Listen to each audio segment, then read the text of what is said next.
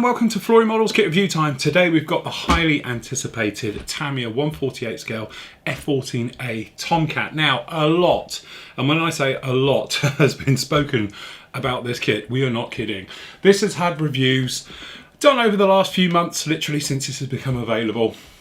It's had a lot spoken about it. It's got its critics, including me, but as always I'm going to be quite impartial as I can be with this actual kit, okay, and work our way through it, okay. But the thing is, I know a lot has been spoken about this kit. Yes, it doesn't come with moving flaps. Yes, it doesn't come with all the details we might expect and everything else like that. It is quite a solid build, but we're sort of hoping that the quality inside will shine through. Now, I have literally had my blinkers on for so long because I was waiting for the AMK kit to come out, but quite frankly, you guys have been asking for this one, so it's about time I got on with it, and we'll judge the kit on its own merits instead of putting it up against somebody else. So anyway, down in the box, beautiful box art on the front. It's the classic F14, so it's the A variant, or the first one that came out.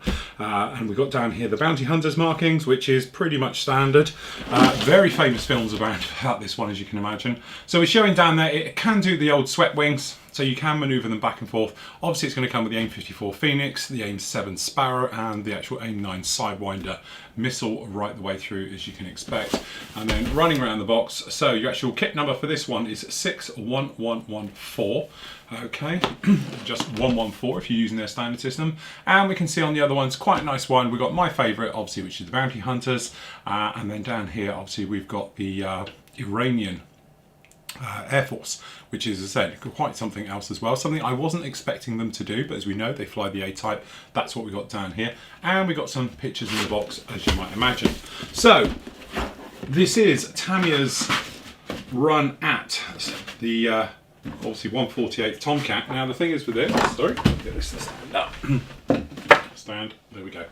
The thing is to say, a lot has been spoken about this kit, and a lot of people, including myself, were very disappointed that they didn't go what I would call the whole hog. Okay, so i.e. I was looking forward to perhaps having engines, and we would be looking at sort of radars and radar equipment inside that we could open up perhaps the radome and see it inside, perhaps with some weapon bays and things like that all open, and generally just to show it off in any type of situation you'd want. Unfortunately, Tamiya didn't do that. Now, Tamiya don't traditionally go around, on modern aircraft especially, and show you really the warts and all in 148 scale. And that is where I think a lot of people, including myself, you know, obviously get their criticisms from, because other manufacturers do that. Obviously AMK, which are obviously going to be the biggest rival to this kit, but even going back from F14, so we're looking at the Hobby Boss one, and obviously the Hasegawa one as well.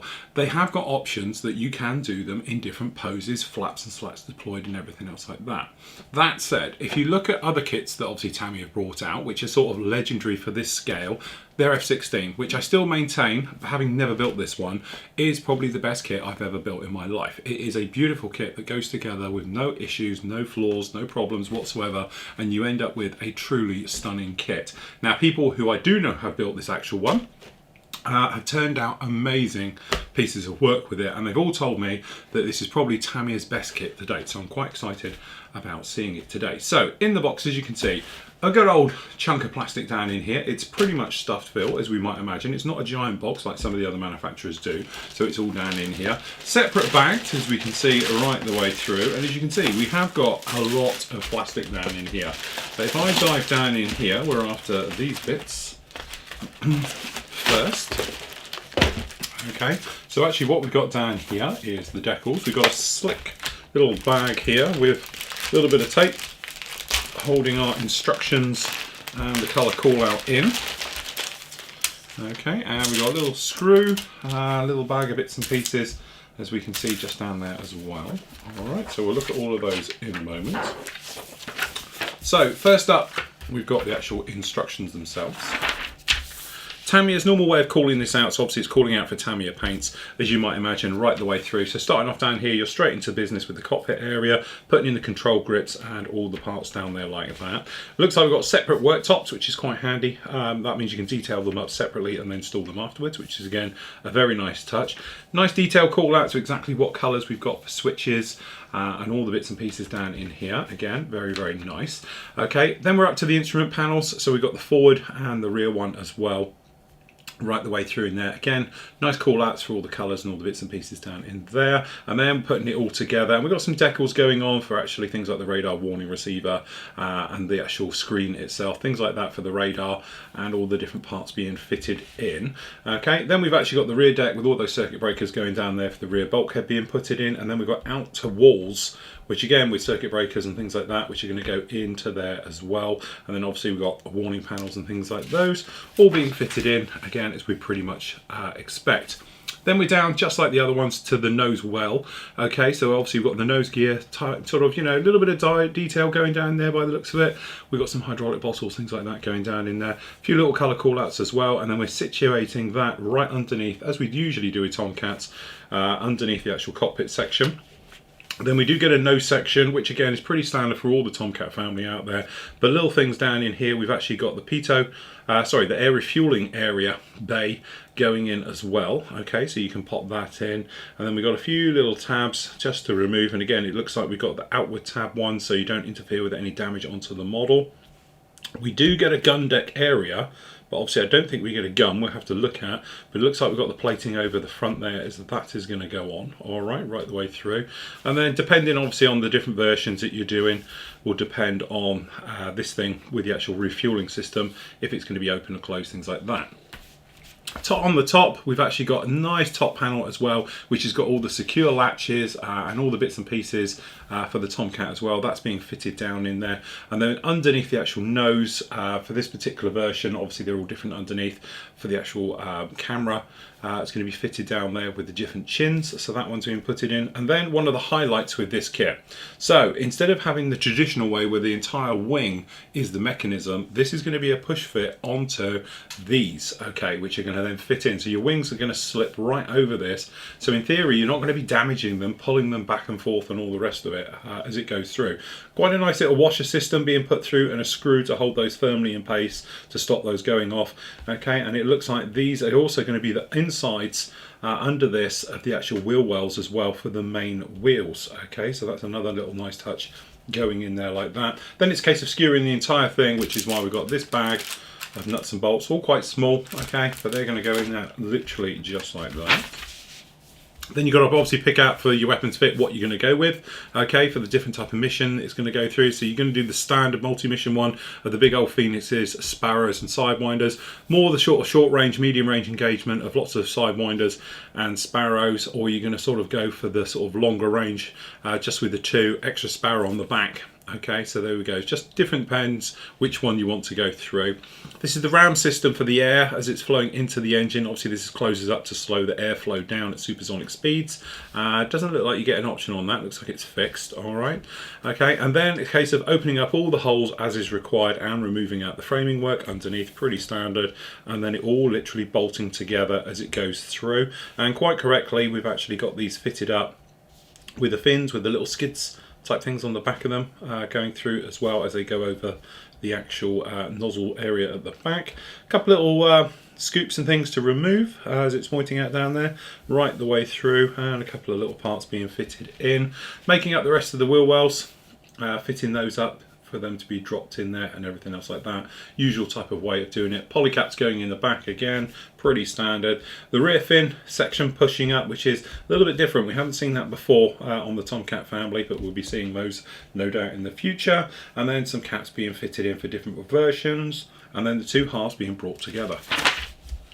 Engine intake, so we've got full length intakes with the trunking as we might expect on these. We've got a little bit of decal and detail work being fitted onto this one for the actual intakes. Those being fitted in, and it'd be nice to know how well these actually fit. Instead of it just being one piece fitted in, it looks like we have a cover system which is going to hopefully neglect or get rid of any fit issues that we might get going between the 2, and then obviously that's going to make up the entire well.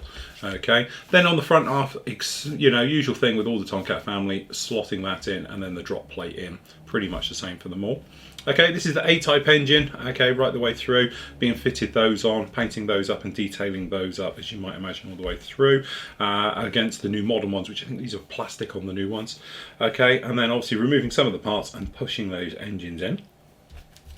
Again, very nice constructional layout how this all goes.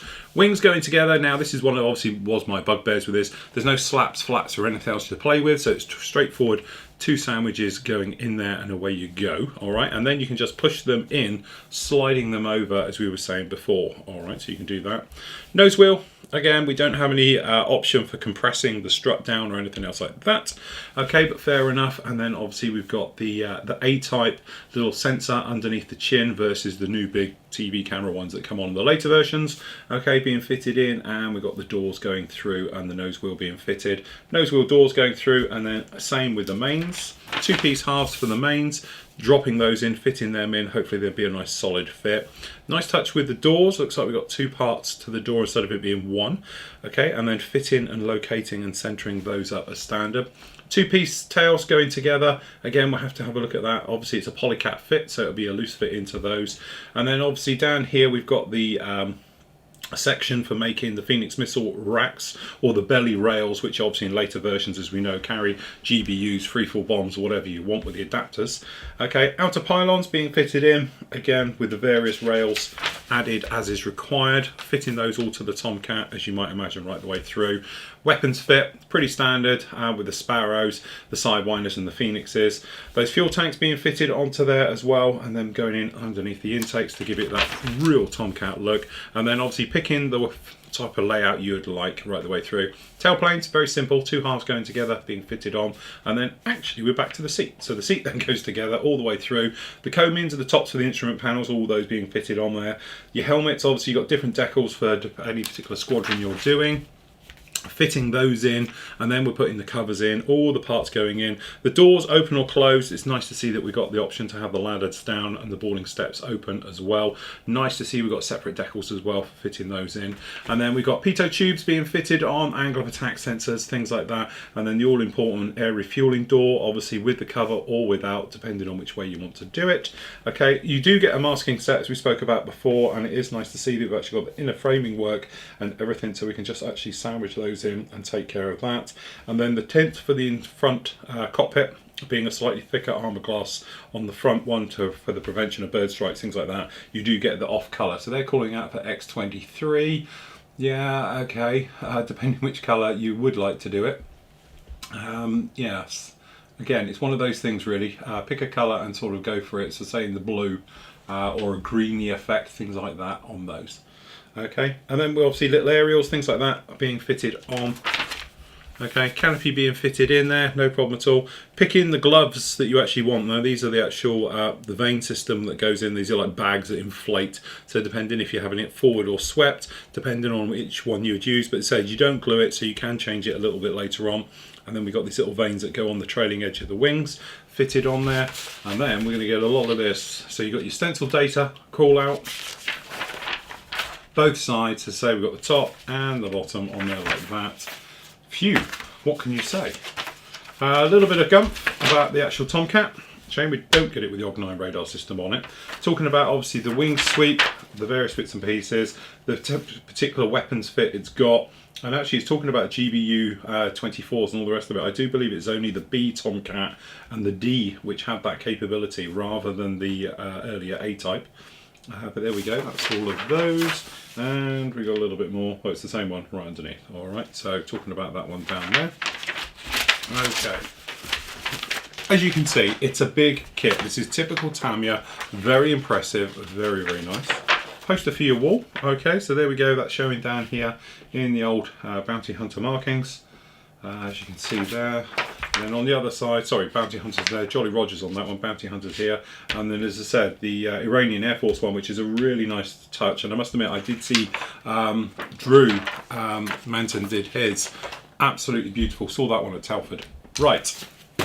Down in here, we have the decals, which are stapled.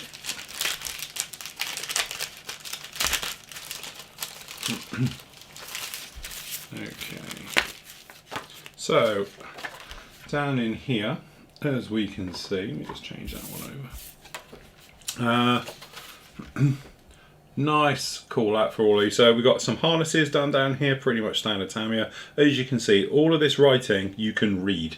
That's the difference between this and anybody else's kit that's out there. Okay, beautifully done, very nice. Minimal width of carrier film as well. And when I mean that, when you're trying to wrap around missiles and things, if you get a large bit of carrier film, it sort of doesn't sit in properly. These are trimmed right up to the edge. So the edge of it is the edge of it, which is a lot easier fitting things like that in there, I have to say. Very, very nice. Slime lines look a good colour as well. It's always difficult to know if the slime lines, which are obviously the night formation lights, sometimes they tend to be too yellow, sometimes they tend to be too green. I quite like that. That's quite a nice one. Very nice indeed. Looks like Tamiya may have cocked up. Did they? I'm just trying to see if they had. So we do have different versions of, so this is Decals 4 and 71. Where is 71? Which must be, that's 64, 63, 62. So it looks like Tamiya just slightly got this particular decal wrong and they've got a replacement. Great to see we've got it in the kit, but just remember to use it. Otherwise, you know, let's face it, we've all been there. I'm just trying to see exactly what the problem was. Again, very difficult to see where they've gone wrong and why you get another one for it. I can't actually see a problem with it, but there we go. As I say, slight difference, perhaps it's a scaling problem, but as I say, without getting the calipers out, I'm not sure what that problem was with both of them. I think the only thing I can really see is the circling around it. Obviously this one is a lot finer than this one, so perhaps we've got a slight little register problem, I don't know, but that's the only thing I can see between this one and this one. They both look fine, apart from this has got a little bit, just a little bit shorter all the way around, but never mind. Nice to see Tamiya have obviously found the problem before it's gone out, which is obviously a real bonus. Okay, so we've actually got, this is not pre-cut, which is usually the way, but you can cut it out yourself. So this is the actual template guide for doing all the windscreens. So obviously you've got the nose one down here, the sidebars, the tops, the various things, as you might imagine, for the actual canopy masking, which is a nice touch. We've looked at the nuts and bolts, as you can see down there. It's just a couple of poly caps and some of those. So let's start in here. So in one, again, we speak about this quite a lot, and this is what I mean is, you can hear this is a real sharp, crispy plastic.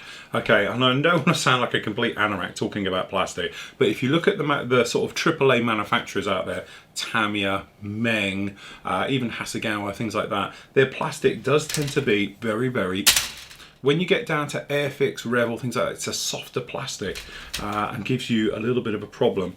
Now, looking around at this, it looks like Tamiya have jumped on with everybody else now, and very much like we've seen with the Bandai kits, is that the locating tabs are all for the sprue gates, are all done in this fashion, where you can see it like a little area that fits onto it, so it's not actually attached to the leading edge anymore. So when you're cutting it off, it's a nice straightforward cut there, and then you sand this flush instead of sanding into the joint where you can actually take an area out and all the rest of it.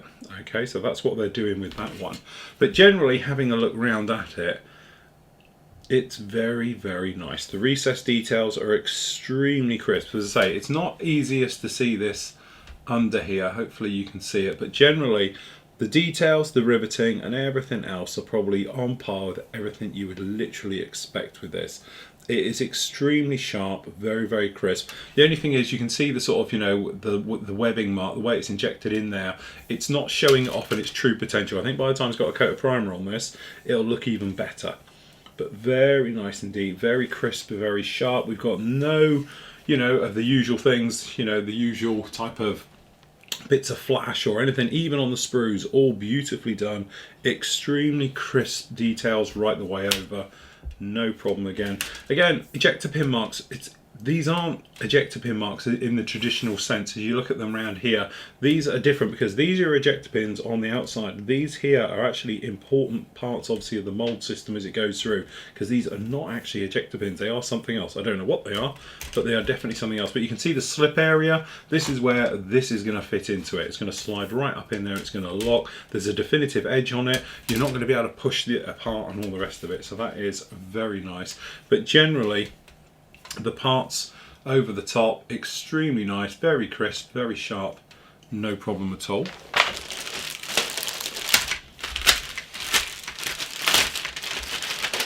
Okay. And the great thing is I don't have to kill myself with a knife because it's only staples. Okay, so as you can see, beautifully laid out sprue. Again, it's at very complex angles. The way they've angled this and everything else is so everything is in alignment. It's not like on a flat sprue that then sits off there somewhere else and all the rest of it. Okay, so starting in at the top, you can see two different types. These are the trailing edges from the wings. I think they're spring operated to make sure there is no gap between that and the wings, so it can't cause a vortex behind the wings. Very nicely done. So we've got open and closed versions of those.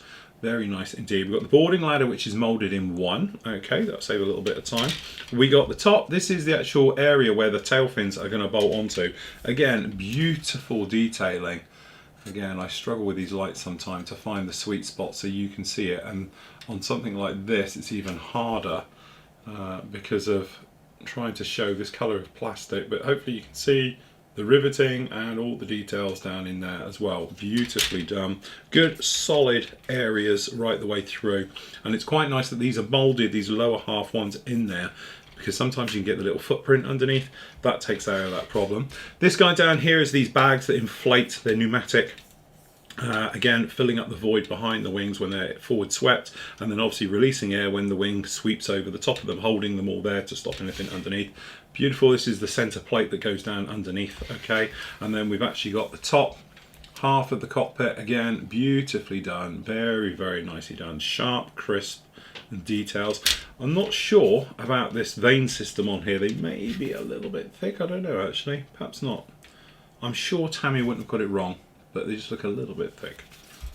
Okay, front cockpit, everything else like that, very nicely done. Again, as I say, we don't see the radar, which is a shame, but what we do see is the actual in-flight refueling probe. That's quite a nice touch, and everything else as we look around it. The details are absolutely beautiful, crispy, and very nice. And then again, I was a little bit disappointed not to see it, but you know, there we go. But down here, this is a cover for the gun. It would have been nice if we could see the gun in there, would have been lovely, like you do with the Hatagawa kits and that, but there we go. But again, the vents, the reins and everything else, and the nose is closed up. That'll make things easier from a build point of view and everything else. There's nothing to see on the inside because obviously all of this will be covered away and everything else. We do have some tops of the wheel wells you can see down there, but from a cockpit point of view, there's nothing really to see. Got some strengthening work down on the back here. Nice long pinned area as well, so it's all going to sit together without squashing together and everything else like that. So again, really, really nice. Okay. Next up, we got the tailplanes. Again, beautifully done sprue, really nice. We've got no ejector pins, which I know a lot of people think, well, I was having a go at them the last time. Honestly, it wasn't like that. It was misinterpreted. I was just saying I'm surprised to see so many ejector pins. I'm aware that they're probably not in the same place, but we definitely don't have them in here. So again, very, very nicely done. The quality of this plastic down here on the inside, again, beautifully done. These two are absolutely looking fantastic. And again, we've got some nice clunky locating things to hold them all in place so we don't have a problem with them. Up here we've actually got the Phoenix missile rails down in there, again looking very nice. We've got the in-flight refueling probe just down there, the tail system down on there, and then obviously we've got the inside of the tailplanes, and out here we have the others. Again, it's a shame we don't have posable rudders, but you know, we're not going to get everything on this particular kit.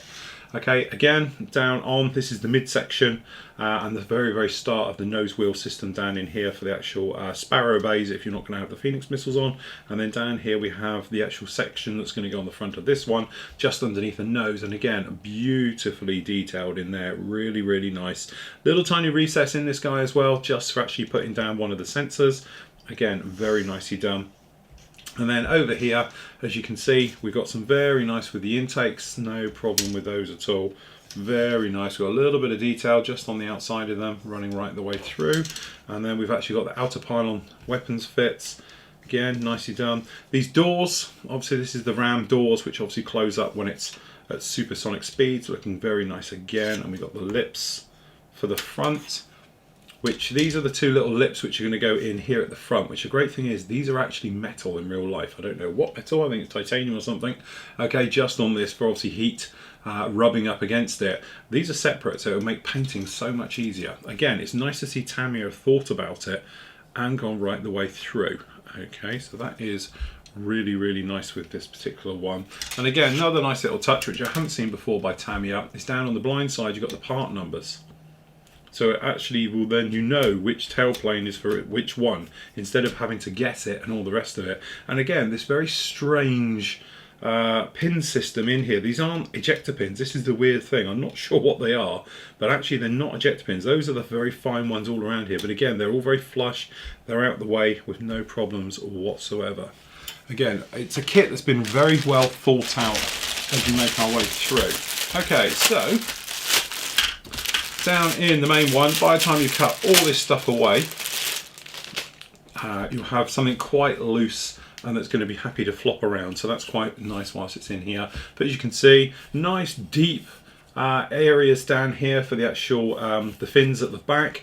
Again, with no problem. It's not like they're sitting and they can wobble around and all the rest of it as they're drying.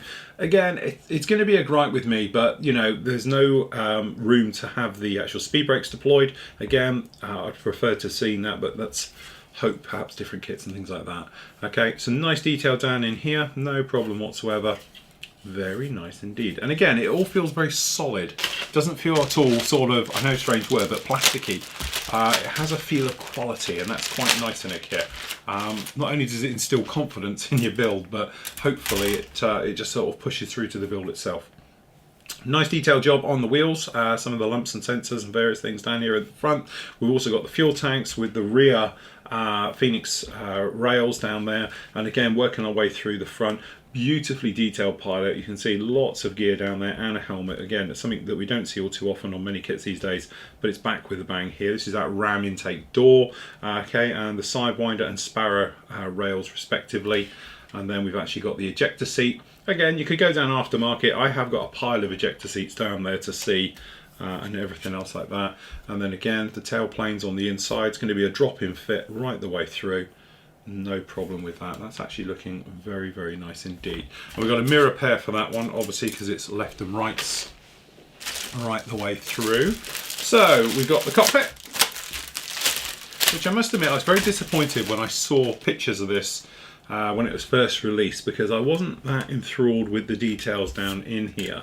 But that said, now we're looking at it, we have got some very nice details around here at the front, the top, the up front controllers. All of this area's got a nice little bit of stressing to it and distressing to some of the padding work and everything else down there. Again, I think this will come to life really, really well. We've got the locks and the latches over here on this side for the rail for inside the canopy set. We got his arms gripping things, various bits and pieces down in here. The tail hook system, the tail hook itself looking really, really nice, and then obviously up to all the other areas. The cockpit itself, as we can imagine, it's completely blank and devoid of anything because we're going to put all those parts to it as we make our way through. But generally no problem with all the parts as we look at it. But again, even this top deck, it's got the little holes right the way through here that will be in there for the canopy locks. If this was in the locked position, this one here would show through onto this. So again, really nice. Engines, lots of engines. Okay, so we said about this is the A-type, which has the older nozzles and various bits and pieces on it and everything else like that. But again, we've got some other bits down here as well. Just down in here, we've got the OG9 radar system for the Rio in the back. We've got very nice, very sharp detail. These actually really are sharp. Compressor blades down in there for the first stage compressor on the engine. We've got the afterburner ring showing the fan blades down tucked in there behind it as well. Really nice. And we've got the actual front cockpit area just down in there. And we assume K is going to be a universal sprue then for the particular different ones, because everything you see here is really A-type only. If you were looking perhaps doing the B, the Bombcat, or the D, the Super Tomcat, you're going to have a completely different sprue. K is going to be the one that's going to change, because all these areas down in here are just for A. All right, so as we can see very much down here. So we've got the very small radar seeker down here at the front. We've got nice, deep, seamless down here for the actual nozzles themselves. Then we got the nozzles, so if you want to be really good with it, obviously the Tomcat, the way it's shut down, has one nozzle open, one closed, so you can do that because we do get both down in here. The actual instrument panel cover, and then everything else really very nice indeed. No seams, no nothing, extremely well detailed. And again, nice to see we've got K14 and K15 down on here, just to make sure you get the right left and rights put on there and everything else like that.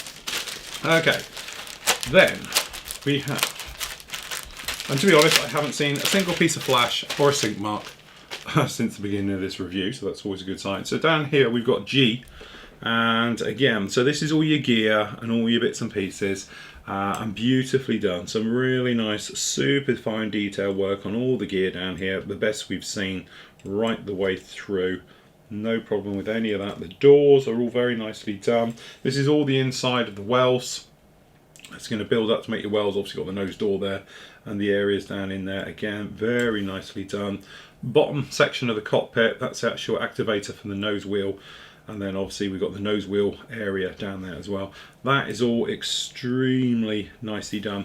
Very nice how we've got an ejector pin down here in the door, but fear not, you're not going to see that because the activator for it is these guys here.